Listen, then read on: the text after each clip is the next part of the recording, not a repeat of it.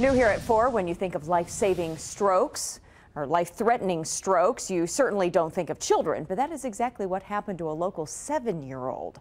KCTV5's Abigail James talked to his family.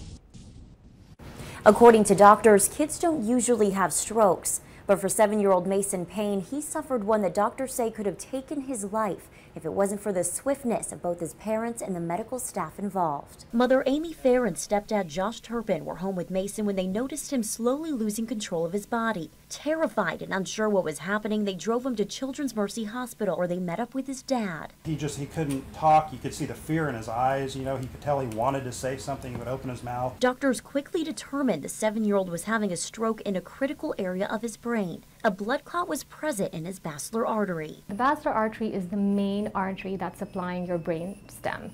Your brain stem is essentially your command center. It keeps you breathing, it keeps your heart beating. The outcome of Mason's life was racing against the clock. I said, "What happens next? Where do we go from here?" And he said, "All I can tell you is I'm very concerned and you have to go now." Doctors in Children's Mercy's pediatric stroke unit had Mason rushed to the University of Kansas Health System, where doctors would have to use tools used on adults to work on the blood clot. So like a vacuum cleaner, it sucked it out into the hose.